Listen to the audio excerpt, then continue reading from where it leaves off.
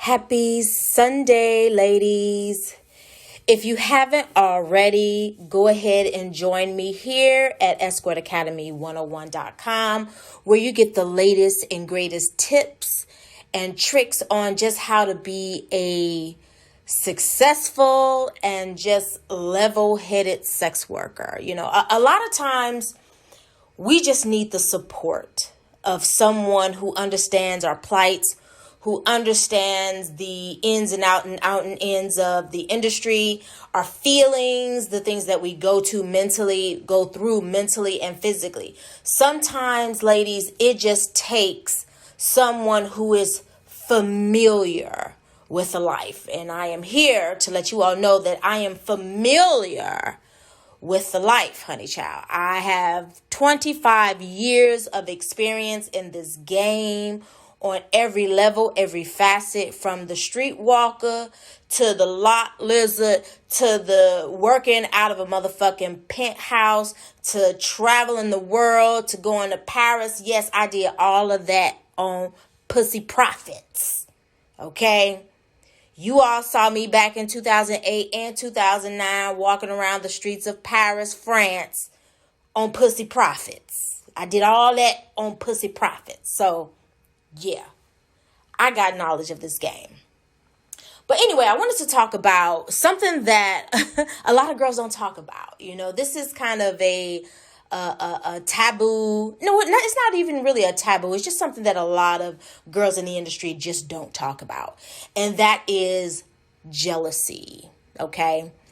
Jealousy of other girls. You know, I think, especially in these pandemic times, okay, it's hard out here for a pimp. You know, it's hard out here for a lot of you ladies. A lot of you ladies aren't getting the supply of men that you all are used to. You know, a lot of these men are laid off of work, and so you all are kind of struggling. You know, we struggling out here. You know what I'm saying? So if you're not blessed with a 9-to-5 or some sort of other hustle that kind of helps you stay on top of your bills, and you're relying on sex work 100%, and you ain't doing good, you will tend to look at your friends in the industry and be kind of envious, be kind of jealous. You know, I remember once upon a time, one of my best homegirls, and I love her to death. I love her to death, and I never mean her any harm. But it used to kind of bother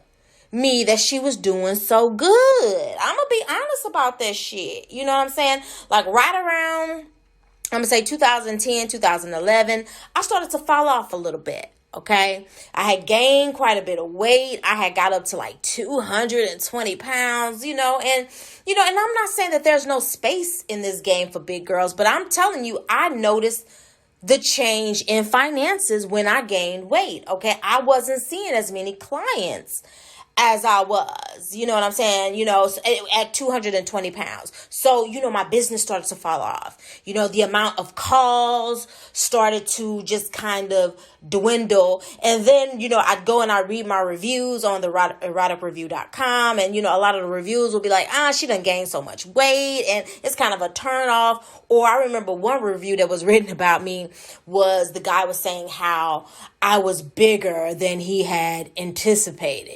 He's like, her pictures aren't a true representation of what she really looks like. So, be ready, guys. If you like a chunky chick, she's it. That kind of like, that kind of rubbed me the wrong way. So here my girlfriend is, she's popping. Okay, she got these fabulous ass photos. You know what I'm saying? Lingerie, big old nice juicy booty. The men is just fawning over her. So she's doing good. I talked to her on the phone and I'm like, hey girl, what you doing? Girl, I'm getting ready for this client. And and every day it's just all she was like, I'm getting ready for this client. I got a client at 8, got a client at 9, got a client here, got a client. And I'm just like, damn, goddamn, what about me? What about me? When am I going to see a client? Bitch, I was on that life. I was really, really envious, and there's other girls who all of us were envious of. I'm going to say some names because, like I said, this is a podcast this is a private podcast. So, I mean, It is what it is. I'm not talking bad about this particular girl. But there was this little small escort here named Abra. And she was wildly popular, okay? She was wildly popular because she looked like a kid, okay? She was this brunette girl who was like 5 feet, 99 pounds, and big, little titties. She had little titties. She was shaped like a little girl. But, I heard that she could fuck and can suck like nobody's business, okay? If you ever read any of her reviews, all of her reviews were like, this girl loves to fuck. She fucks good. She sucks to her fuck. She has that Hoover. She has Hoover draws. And this girl, and I remember she was on a private platform that we used to be on. She was very, very nice girl. Very, very nice girl. A lot of girls hated her though. They hated her because she was making so much money. And I remember one particular black escort would say, yeah, when Abra's in town, my phone don't ring at all because once they find out that Abra's here, everybody wants to go see Abra. Everybody wants to go see Abra. Everybody. And I'm just like, bitch, don't hate. Don't hate the player. Hate the game. Okay, this bitch is making her money. But I remember one particular time, she told us that she made $9,000 in 3 days. And bitch, I believe it. And I'm just like, just fucking and sucking. She was just like, I have arrangements with certain guys. And, she says, I can see up to 10 guys a day, sometimes more depending on how I feel, and the bitch was like charging $300 and $400 and motherfuckers was dropping it like it's hot.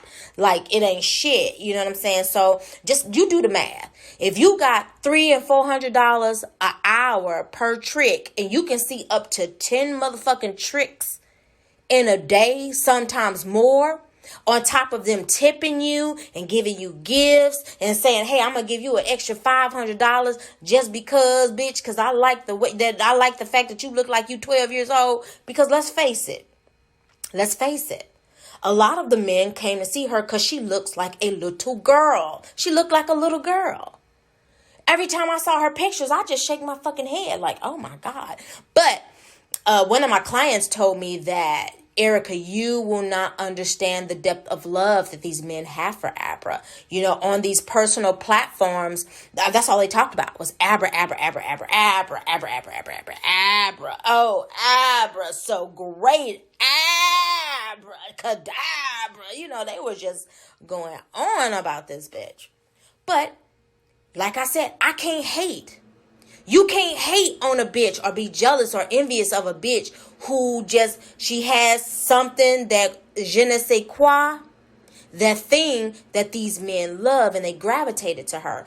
And this is the thing. Abra didn't care whether you was black, white, or candy stripe. She saw everybody. I knew a whole bunch of niggas that got all up in them guts. Okay? So that's the thing about Abra. Abra didn't care. The only color Abra saw was green. She saw green. So another level of jealousy is, one of my favorite clients, the client that came to see me every fucking week, man. And he would bring me lunch and wine and flowers and he would wine and dine me. When he said he wanted to go see Abra, I was like, oh, fuck, he ain't ever coming back to see me. That was my mind. That's where my mind went. I was like, okay, after he go see this little young thing, he ain't gonna ever want to see me again, right? But that's not what happened. He saw Abra. He said he had a good time with her. You know what I'm saying? He said she was just a notch on his belt that he wanted to fulfill. Because so many people had been talking about her and he just wanted to see what all the fuss was about. So when he saw what the fuss was about, he was like, oh, okay, it was all right. Now, maybe he just saying that to me so that I don't feel bad. But baby, honey child, when he said that he wanted to see Abra and he needed a reference, I was like, oh, fuck, So, jealousy rears its ugly head in multiple ways, okay? I remember... If you all have never seen the show, The Secret Diary of a Call Girl, with Belle de Jour, she had her favorite client. His name was Ashok.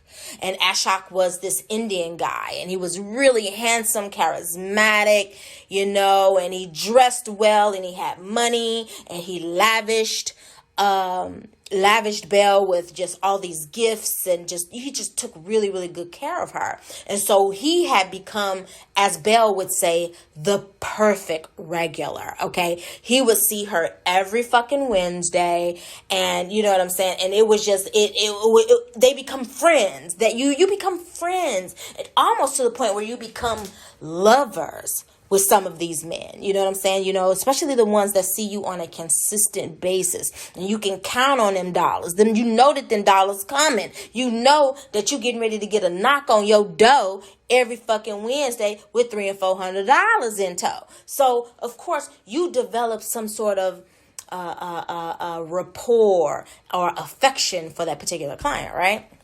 So anyway, Belle sees her regular client, Ashok. She has a great time with him. The sex is phenomenal.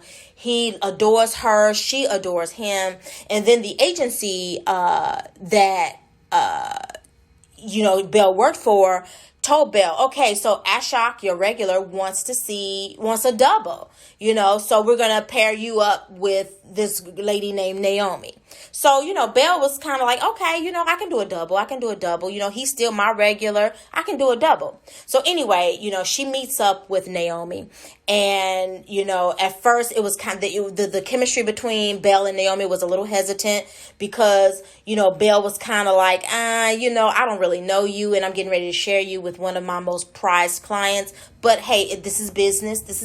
So, so her and Belle got to talking. They warmed up to each other. They even became friends. And, they had this wonderful threesome with Ashok. And it was so just explosive sexually and everything. And they all got their laughs off, and they just had a great time. And, Naomi picked up on the chemistry between Belle and Ashok, because after all three of them were done fucking, Belle and Ashok kind of held each other. They embraced each other. He was like stroking her head. And so Naomi caught that and was like, oh, this bitch really likes him, and he really likes her. Maybe not in a love type of way, but they had a connection. Okay. So Naomi kind of peeped that, but she was kind of, hey, oh, that's cute. So anyway, Naomi and Belle, like I said, became good friends. They hanging out together. They go shopping. They go out to eat together. They talk about the industry together. They became girlfriends. They became really, really cool girlfriends. Well, one day, the agency that Belle worked for came to Belle and was like, hey, Belle, I got this new client for you. And Belle was like, no, I can't do that client on the day because that's my regular Ashok. I got to go see my regular Ashok. And so the agency lady was like, no, Ashok wants to see Naomi by herself. Belle was like so fucking sad. She was sad. Like she felt like Ashok was cheating on her.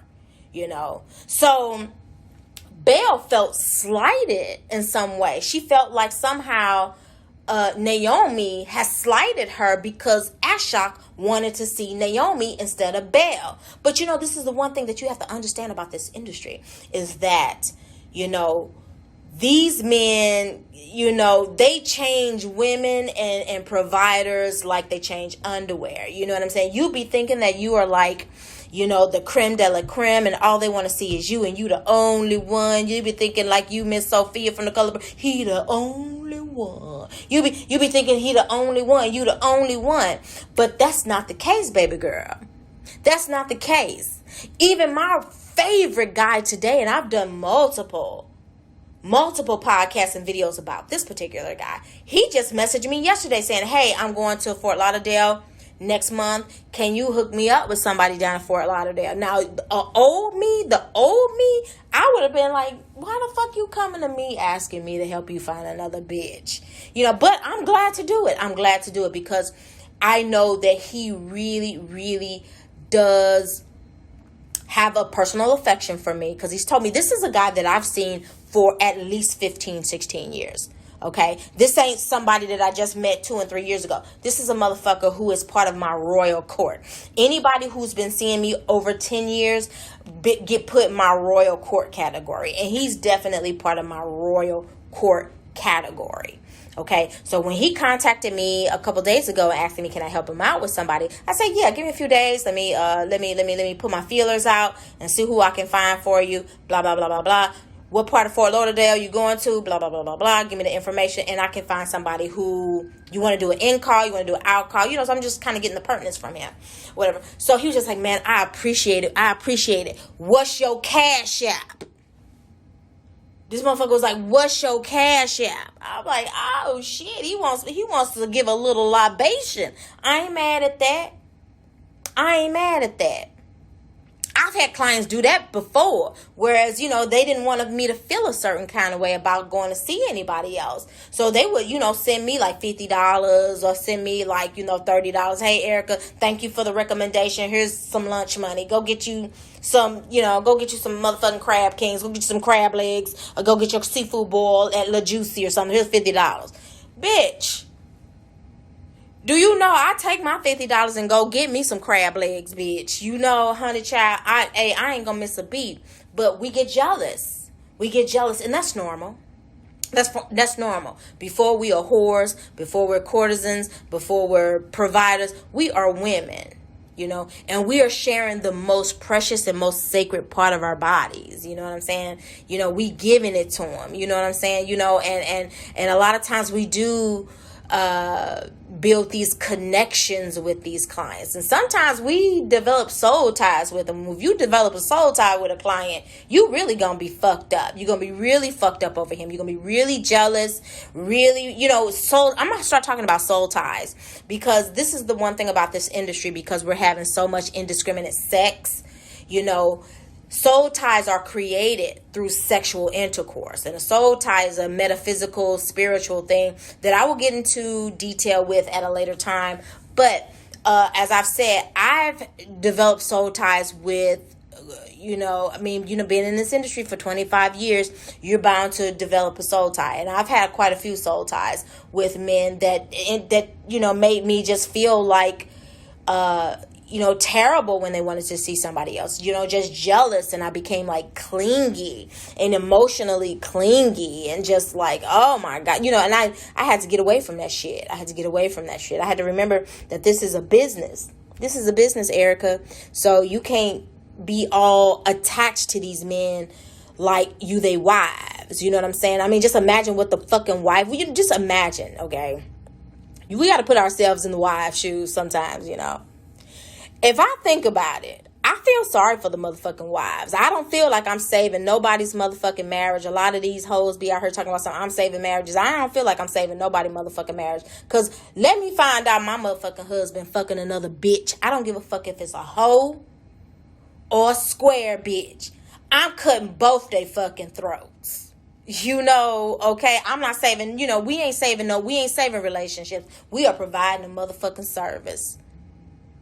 You know, but a lot of times those waters get murky and we begin to fall in love with these tricks, and we start, you know, having unprotected sex with them. You know, you done did it, bitch. You done did it. You done let the motherfucker slip his dick in raw. I know a whole bunch of bitches that got kids with clients. So I don't want to hear nothing about what you say you ain't gonna do. Bitches who say that they ain't never do that, baby, they got 2 and 3 kids with motherfucking clients. I know some. Okay, so we get jealous of them. We start developing these soul ties. We start getting jealous of other women. You know, these beautiful women, these Kim Kardashian looking hoes. You know, bitches that you know, they inbox is full of motherfucking appointment requests. You know, because they beautiful. They fucking beautiful. You know, but I'm here to tell you, hey, don't envy nobody. March to the beat of your own drum. You know, I always said that I had a level of success that probably wasn't so much had to do with my looks or my sex, but a lot of times a lot of men came back to me because they like my personality. They like hanging, you know, especially now, you know, I'm very very low key. I only see clients once a week, if that. You know what I'm saying? I got 1 foot out the motherfucking door, and I'm just waiting on the perfect time to just really, really close that motherfucker. But right now, I'm finding that, I'm getting so many requests. So many guys want to see me from just watching my videos and my YouTube and blogging and shit like that, and how open I am, and my newsletters and things of that sort. So I'm getting a lot of men who want to see me, and they, every time they contact me, they're like, hey Erica, how are you? I really want to see you. I know that you're not doing this as much anymore, but please make time for me. I just told y'all this guy named Nick calls me every fucking Tuesday. I just want to see you, Erica. Don't retire before I get to see you, please. And I'm just like, baby, I promise you, before I close up shop, baby, me and you gonna be swinging from the chandelier, baby. We're gonna be doing that Sia song. I wanna swing from the chandelier. Baby, we're gonna be swinging from the chandelier, so don't you even fucking worry. Don't fucking worry. I'm gonna make sure that we fuck before I close the door, because he calls me every fucking week. So I got you, Nick. Don't worry, baby. Don't worry. But anyway, I just want to talk about that. Don't compare yourself to other girls. Make yourself stand out. If there's something about you that is unique, accentuate it. You know what I'm saying? If you are a provider that has a lot of tattoos, create a kind of Suicide Girls type of look, or a Harley Quinn type of look. Give yourself a specific niche that makes you stand out. That way, when other girls see you, all they see is somebody who is different. Oh, look at her. She's unique. She's different. I remember back in the day, it was unheard of for a black bitch to have dreadlocks. You know what I'm saying? It's like, black bitches wore weaves and wigs and shit like that because we wanted that European beauty standard. You know what I'm saying? White society has us believing that our natural hair ain't good enough. You know what I'm saying? Them nappy nigga curls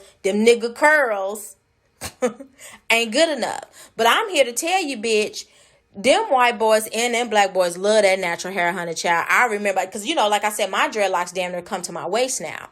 But I remember one particular time, I hadn't had my locks done, so I had a lot of new growth up there, and it looking like a hot motherfucking mess. So I threw a wig on, okay? I threw one of my Diana Ross,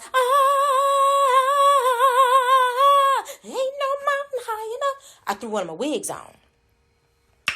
And when he opened the door, when I opened the door for him, when he came to see me, he was like, oh, no, bitch, take that wig off. And I'm like, no, my hair don't look right. He was like, Erica, I would rather see your hair looking bad than to see somebody else's hair on your head. So he was like, please take the wig off. So I took the wig off, and he was like, whew, thank God. He's like, now I can relax. Girl, they love this natural hair. They love it. Had I known this 10 years ago, 11 years ago, I would have had dreadlocks. And I don't think that it's so much of the naturalness of it. I think it's the fact that it's long. My hair is long. And, both black and white men are kind of fascinated with long hair. Erica Triple X, she's a cam girl. I love her. But she had mentioned something about how men prefer her long hair. She'll come on with a short pixie cut, but they prefer her long hair. She's like, her long hair was her money maker. And it's the same thing with me. My long hair is my money maker. You know what I'm saying? So when I put on fake wigs and stuff like that, men ain't feeling that shit. They want my real hair. Cause, he was just like, Erica, your real hair is longer than this wig. So, he's like, I don't care about the new growth at the top. I just hit my elbow. I don't care about the new growth at the top. Just go ahead and, let me see your real hair. So, but yeah, make yourself stand out. You don't have to be jealous. You don't have to be jealous of no girl. No bitch is better than you. No bitch is better than you. You are you for a reason. And if your favorite client wants to go see another bitch, let him go see another bitch, because it's going to be 10 other men knocking at your door, sending you motherfucking requests. Hey, how you doing? My name is Tom. I saw your ad, so and so and so and so. Can I come and see you? You don't get a lot of this shit. You just got to be confident. Change them pictures up. change your look up. Engage on social media. That's how I'm finding that I'm getting a lot of clients nowadays. I'm starting to engage them more. I used to didn't engage them, but I'm engaging them more. I'm talking more to the men than I am the girls. I feel like, I want to kind of keep the men close because I'm about to retire in a minute. But at the same time, I still want them to know how to find me in the event that I get tired of working a 9 to 5 and I want to get out here and start selling pussy again. So it is what it is. But again, ladies, don't be jealous. Don't be jealous. Just step your pussy game up. That's all you got to do, bitch. Step your motherfucking game up and get the cash. All right, ladies, I love you. And you all have a fantastic Sunday. Deuces.